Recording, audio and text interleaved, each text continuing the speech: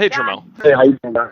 Yeah, Hey, yeah, thanks a lot. I'm sure this is the last thing you want to be doing right now, so I really appreciate the time. uh, all Um, good. Let's do it. cool. To start with, I saw you were at Errol's media workout on Tuesday, right, in Texas, and now you were in LA for your Yeah, media workout today. yeah. So are you going to be in LA now up through your fight? I'm gonna be here the whole time in LA. Yes. Can you talk about your final preparations for the fight now that you're back in LA? Was there a certain segment of your training that ended in Texas and now you're finishing stuff up in LA or Well, anything like that? getting adapted to the climate, the weather, the atmosphere. Just being in LA. We just get to talk. Zone in and vibe out. Just the whole little 9 yards is gonna be great for me. LA is like second home to me. I have a house here, so it's a good thing. So yeah, that gets into the next thing I wanted to ask about. So you just said you have a house in LA. You're always associated with Texas, but my understanding Mm-hmm. is you actually do split your time between LA and Texas. How long have you been out in LA? What got you out there originally? It's 2 years. I wanted to move to LA just to move away from Houston and get into something different. It could have been anything within the movie industry. It could have been anything within, whatever, reality, anything. And so I decided I wanted to move to Texas. I wanted to let,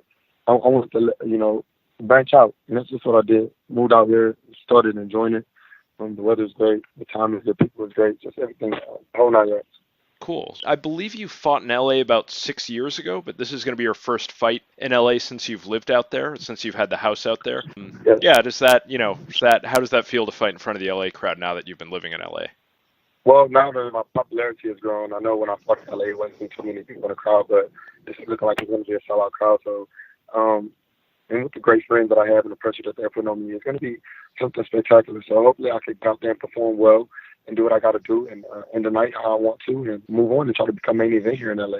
Okay. In general, how do you split your time? Because I know you're from Houston, or at least had lived and trained in Houston for a long time now, training with Derek James and Errol in Dallas. So how would you say you split your time in general between those three cities, between Well, Dallas, whenever it's Houston, and time to LA? go to Dallas and lock in Dallas, I go to Dallas and lock in.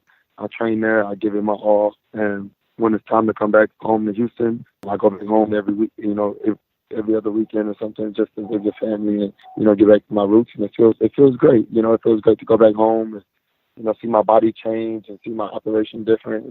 Just enjoying it, just sitting back the whole time enjoying this whole atmosphere.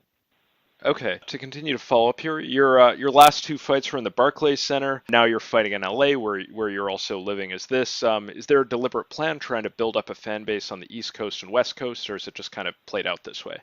Well, it just played out this way. Just having fan base, all over is what boxing needs. It's not something that I try to make me and my brother. We just want to, continue to fight and entertain you guys. And if you like boxing, support us and rock with us and let us be the new face of boxing.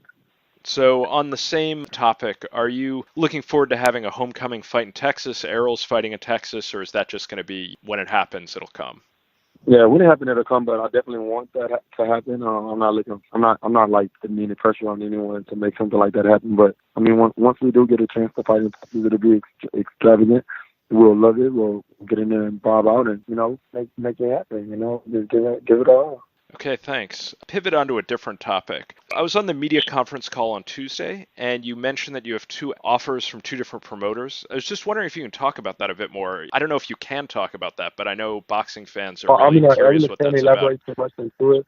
I can't elaborate too much into it, but I do got some offers on the table, and it's something that could possibly be, and it's something that could possibly not be, but I'm very focused on my fight this weekend, next weekend with Austin Trout, and I'll choose to kind of like keep my head level and straight and not worry about what they offer and the money and the bigger and bagger and then the rights and the wrongs to the things that could possibly take place. But I do know that, they're always going to continue money that you can't deny, make offers like that. So I'll get back with my team and talk with them about that.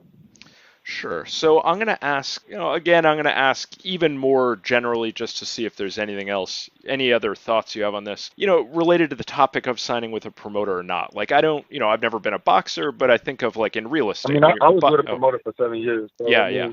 The promoters, the only thing about a promoter is that they kind of really tie you down to one promotion. If Mayweather to throw a fight card, he would have to work with another promoter to put his fighter on the card. It's kind of like, it's just like a big business ordeal, a very political thing.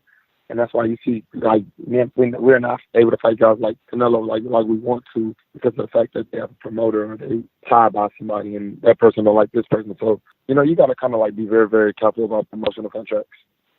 Okay, so yeah, the main appeal then would be more flexibility to get more different types of fights. Okay, to swing back to another topic, it looks like we have another couple minutes here. I won't try to keep you too long. So,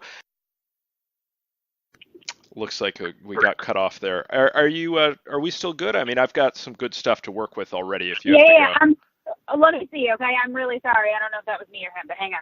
Yeah. Mel. Yeah. John.